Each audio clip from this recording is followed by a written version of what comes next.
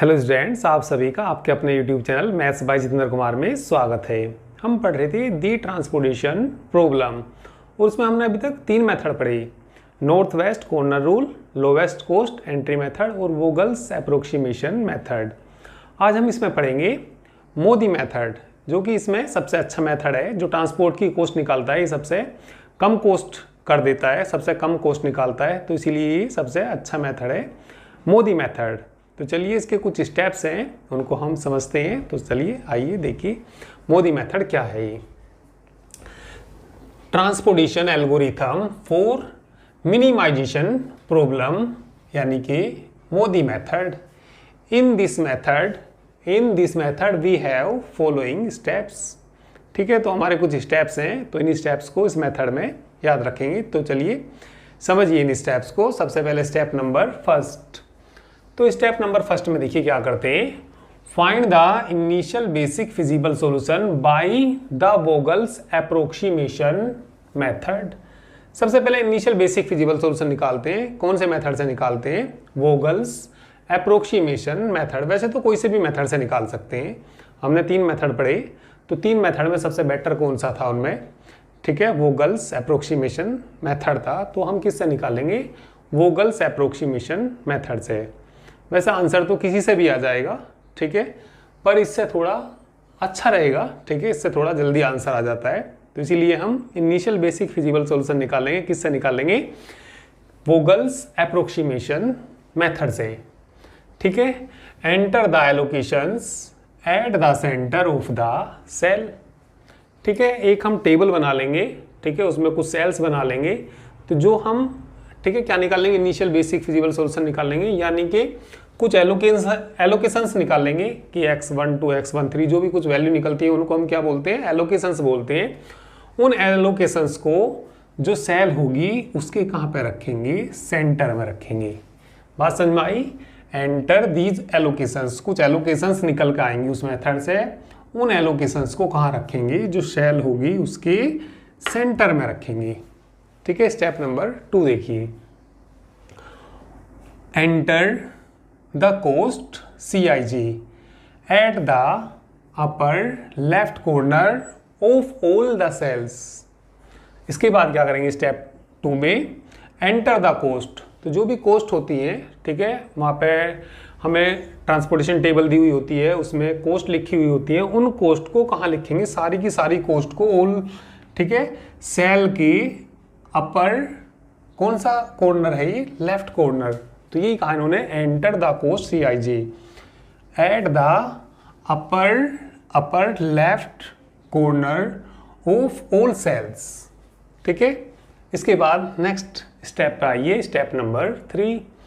Find UI and VJ। इसके बाद हम फाइंड करते हैं UI और VJ को फाइंड करते हैं for each row and columns for occupied cell. इसके बाद हम क्या करते हैं? UI और VJ निकालते हैं। ठीक है, प्रत्येक पंक्ति और स्तंभ के लिए फॉर ऑक्यूपाइड सेल। अब ये ऑक्यूपाइड सेल क्या होती है? ठीक है, वहाँ पे 2 तरह की सेल्स होंगी जब टेबल बनाएंगे, ऑक्यूपाइड सेल और अनऑक्यूपाइड सेल। ऑक्यूपाइड सेल वो सेल होगी जिसके बीच में ये लिखा होगा, ठीक है, जिसके बीच में एलोकेशन होगी। ठीक है, कुछ सेल के बीच में एलोकेशन होगी, कुछ के बीच में नहीं होगी। तो जिनके बीच में एलोकेशन होगी उस सेल को हम बोलते हैं अनऑक्यूपाइड। ठीक है, उस सेल को बोलते हैं हम ऑक्यूपाइड सेल। जिस सेल के बीच में, ठीक है, एलोकेशन होगी तो उसको हम क्या बोलेंगे? Occupied cell. और जिस सेल के बीच में कुछ भी नहीं लिखा होगा तो उसको हम बोलते हैं अनऑक्यूपाइड सेल। जब क्वेश्चन में करेंगे तो मैं सब समझ आ जाएगा, ऑक्यूपाइड सेल और अनऑक्यूपाइड सेल। ठीक है, तो क्या फाइंड करेंगे? ठीक है, UI और VJ फाइंड कर लेंगे ईच रो। ठीक है, 4 किसके लिए? ऑक्यूपाइड सेल के लिए ज्ञात करते हैं इनको। ठीक है, क्वेश्चन में करेंगे तब पता लगेगा किस तरीके से निकालते हैं। ठीक है, step number 4। Calculate the value UI plus VJ। UI और, ठीक है, UI और VJ पहले निकाल लेंगे इसमें, तो उन दोनों को जोड़ देंगे। ठीक है, कैलकुलेट कर लेंगे the value of UI plus VJ for each unoccupied cell. ठीक है। अनऑक्युपाइड सेल वो सेल होगी जिसके बीच में एलोकेशन नहीं होगी। And enter it at the upper right corner of the corresponding cell, ठीक है। UI प्लस VJ निकाल लेंगे और उसको अपर राइट कॉर्नर में लिख देंगे, ठीक है। स्टेप नंबर 5, इसके बाद क्या निकाल लेंगे, DIJ। DIJ क्या होता है, CIJ में से UI प्लस VJ घटा देते हैं for each unoccupied cell. Unoccupied cell कौन सी होगी, जिसके बीच में एलोकेशन नहीं होगी, और जिसके बीच में एलोकेशन होगी उसको हम बोलते हैं occupied cell. And enter it at the lower right corner. जो DIJ निकाल लेंगे उसको कहाँ लिखेंगे, लोअर कॉर्नर में लिखेंगे। लोअर कॉर्नर के कौन से कॉर्नर में, राइट वाले कॉर्नर में लिखेंगे, ठीक है, of the corresponding cell, cell के अनुसार, ठीक है। इसके बाद आता है हमारा स्टेप नंबर 6, ठीक है। Examine the sign of each DIJ। इसके बाद हम साइन को चेक करेंगे, DIJ का साइन देखेंगे कि प्लस है या माइनस है फॉर अनऑक्युपाइड सेल, ठीक है। किसके लिए, अनऑक्युपाइड सेल के लिए। And apply optimality test. Optimality test यानी कि होता है सर्वोत्तम टेस्ट होता है ये, ठीक है। और अप्लाई करेंगे क्या, ऑप्टिमलिटी टेस्ट। तो ऑप्टिमलिटी टेस्ट कह दीजिए या मोदी मेथड कह दीजिए, क्योंकि इसमें सबसे अच्छा सोल्यूशन निकलता है, ठीक है। ऑप्टिमलिटी माने सर्वोत्तम होता है, सर्वोत्तम टेस्ट अप्लाई करेंगे ये वाला, ठीक है। तो इसके स्टेप 6 के भी कुछ पॉइंट्स हैं। सबसे पहला वाला पॉइंट देखिए क्या है, if all DIJ greater then 0। इसके बाद भी हम एग्जामिन करेंगे, ये देखेंगे कि DIJ का साइन कैसा है। यदि सारे DIJ 0 से कैसे होंगे, बड़े होंगे, then the solution under test is optimal. तब सॉल्यूशन कैसा होगा हमारा, ऑप्टिमल सॉल्यूशन होगा एंड यूनिक सॉल्यूशन होगा। और ठीक है, यूनिक माने एक अकेला सॉल्यूशन होगा, ठीक है। चलिए इसका सेकंड पार्ट, ठीक है। फर्स्ट पार्ट फिर देख लीजिए, सारे DIJ यदि किससे बड़े होंगे, 0 से बड़े होंगे, तो टेस्ट कैसा होगा, ऑप्टिमल होगा, और कैसा होगा, यूनिक होगा। या ये भी आ सकता है, if all DIJ greater than equal to 0। Greater than equal to 0 यानी कि एक आध 0 भी हो सकता है, विद एट लीस्ट 1 DIJ 0, ठीक है। कम से कम एक DIJ क्या हो जाए, 0 हो जाए। Then the solution under test is optimal. तब भी सॉल्यूशन कैसा होता है, ऑप्टिमल, पर वो यूनिक नहीं होता। And alternative optimal solution exist, यानी कि कोई और दूसरा सॉल्यूशन भी क्या कर सकता है, एग्जिस्ट कर सकता है। जब DIJ केवल 0 से बड़े होंगे तो उसमें कैसा होगा, वो यूनिक सॉल्यूशन होगा, ठीक है। और इसमें कोई अल्टरनेट भी आ सकता है उस सॉल्यूशन का, ठीक है। भाई तुमने किसी तरीके से कॉस्ट निकाल ली, ट्रांसपोर्ट की कॉस्ट 50 आई, फिर दूसरे तरीका भी ऐसा भी हो सकता है, किसी दूसरे रूट से ले जाके भी कॉस्ट कैसी आ जाए, 50 आ जाए। तो वो इस कंडीशन में होता है, यदि DIJ greater than equal to 0 आ जाए, तब अनोदर इसका अल्टरनेटिव ऑप्टिमल सॉल्यूशन एग्जिस्ट कर सकता है, ठीक है। यानी कि एक से ज़्यादा भी ऑप्टिमल सॉल्यूशन निकल सकते हैं। कब निकल सकते हैं, यदि DIJ कम से कम एक DIJ किसके बराबर हो जाए, 0 के बराबर हो जाए, ठीक है। तो ये कुछ स्टेप्स हैं, जब क्वेश्चन करेंगे बड़े अच्छे से आपको सब कुछ समझ में आ जाएगा, ठीक है। अभी तो मैंने भी इसमें समझाने में भी पूरी कोशिश की है, ठीक है। शायद कुछ समझ में आया होगा, यदि फिर भी कुछ थोड़ा कम समझ आया होगा तो क्वेश्चन में ये मेथड तुम्हें अच्छे तरीके से समझ में आ जाएगा, ठीक है। मेथड थोड़ा बड़ा है, पर जो ट्रांसपोर्ट की कॉस्ट है उसको क्या कर देता है, सबसे कम कर देता है, जिससे कि प्रॉफिट अधिक होता है। इसीलिए इसको हम, ठीक है, सबसे अच्छा मेथड कहते हैं, मोदी मेथड, ठीक है। तो इसको आप लोग इतना नोट कर लीजिए। अभी इसका एक थर्ड पार्ट है और एक स्टेप, अभी और भी आगे स्टेप्स हैं इसके, ठीक है। तो इसको नोट करिए, इसके बाद में इसके आगे के स्टेप्स लिखाऊंगा।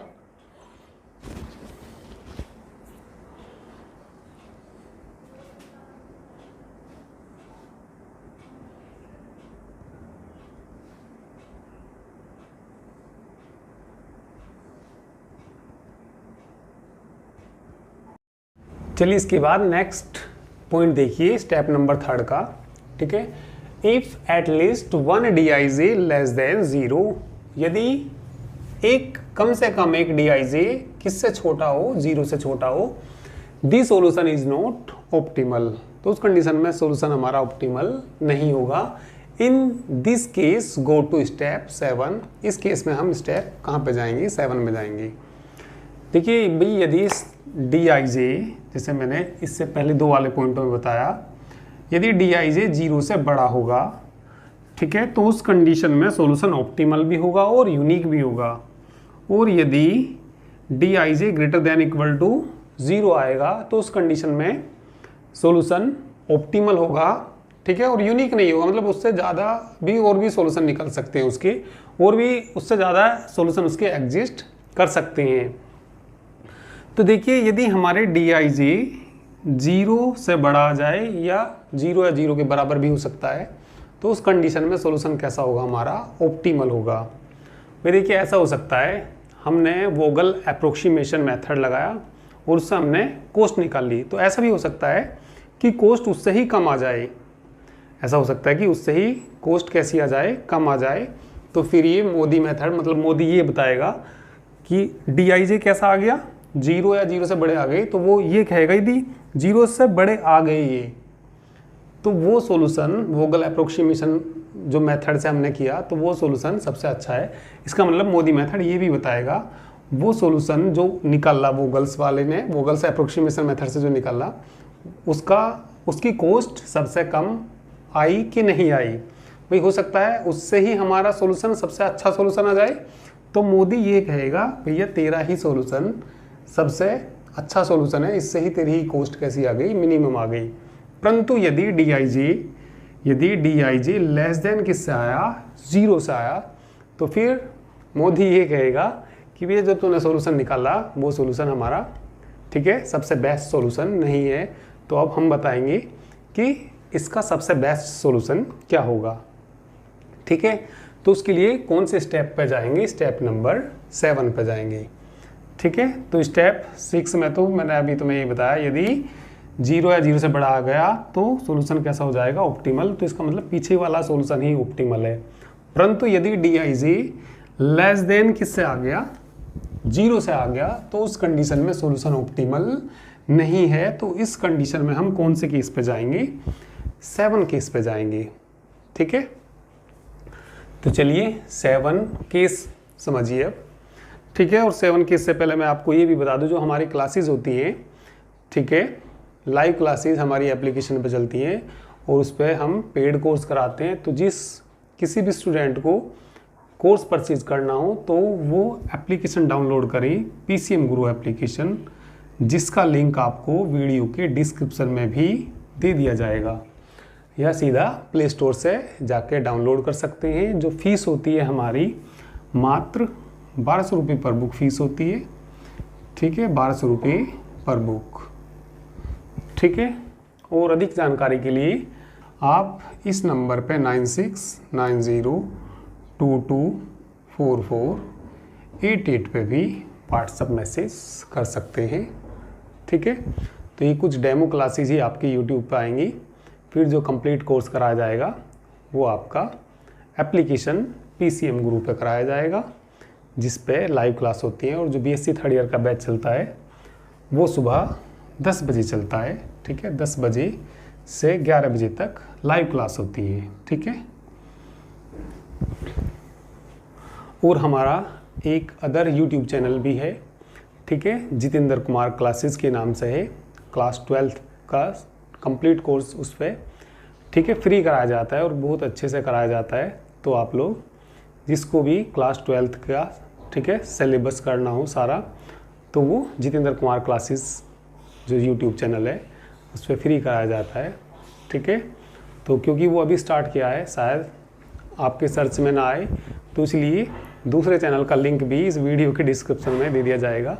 तो डिस्क्रिप्शन में जाके वो चैनल भी आप देख सकते हैं, ठीक है। तो चलिए अब हम स्टेप नंबर 7 देखेंगे, ठीक है। स्टेप नंबर 7 देखिए। स्टेप नंबर 7 पर कब जाएंगे, यदि DIJ कैसा आ जाएगा, 0 से छोटा आ जाएगा। सिलेक्ट द मिनिमम कह दीजिए या मोस्ट नेगेटिव DIJ, ठीक है, तो सबसे जो मोस्ट नेगेटिव DIJ होगा उसको सेलेक्ट करेंगे। ठीक है, form a close loop by joining this cell of minimum DIJ with the cells of the positive allocations, then allocate in this cell as much use can be, ठीक है, vecting at least one of the preoccupied cells and maintaining the row and column some restrictions. This will give a new basic feasible solution. देखिए क्या होगा, यदि DIJ कैसा आ जाएगा, negative आ जाएगा, तो उस कंडीशन में हम सबसे मोस्ट नेगेटिव DIJ को देखेंगे और उसमें लूप बनाएंगे। ठीक है, लूप हम एलोकेशन से एलोकेशन पे जाके लूप बनाते हैं। ठीक है, तो वैसे तो ये वाला जो स्टेप 7 है क्वेश्चन में बड़े अच्छे से आपको समझ में आएगा। ठीक है, तो लूप बनाने के बाद, ठीक है, लूप बनाने के बाद वहाँ से थीटा की एक वैल्यू निकालते हैं। थीटा मैंने इसके बारे में चलो वहीं बताऊंगा। ठीक है, तो एक हम नया बेसिक फिजिबल सॉल्यूशन आ जाता है। ठीक है, तो नया बेसिक फिजिबल सॉल्यूशन निकालने के बाद हम ये जो भी स्टेप्स हैं 3 and 6, ठीक है, repeat the steps 3 and 6 to test the optimality. ठीक है, ये देखते हैं कि ऑप्टिमलिटी यानी कि ये सबसे, फिर इसके बाद हम, ठीक है, कौन कौन से स्टेप्स 3 और 6 को रिपीट करेंगे और फिर देखेंगे कि DIJ greater than equal to 0 से आ जाएगा तो सॉल्यूशन कैसा हो जाएगा, ऑप्टिमल हो जाएगा। ठीक है, of new basic feasible solution. Continue the process until an optimum basic feasible solution is note, ठीक है, इज ऑब्टेन। तो ये प्रोसेस को हम तब तक कंटिन्यू करते हैं जब तक कि हमें ऑप्टिमल सॉल्यूशन प्राप्त न हो जाए। ठीक है, और ये सारा अच्छा सा जब मैं इसमें क्वेश्चन कराऊंगा, ठीक है, और ये आपको तब सारा मेथड अच्छे से समझ आ जाएगा। तो अब आप लोग इसको नोट कर लीजिए। नेक्स्ट टर्न पे हम इस पे क्वेश्चन कराएंगे। ठीक है, कई क्वेश्चन कराएंगे जिससे कि सारा कुछ आपको अच्छे से समझ में आ जाए। तो चलिए आज के लिए इतना ही। Thank you very much.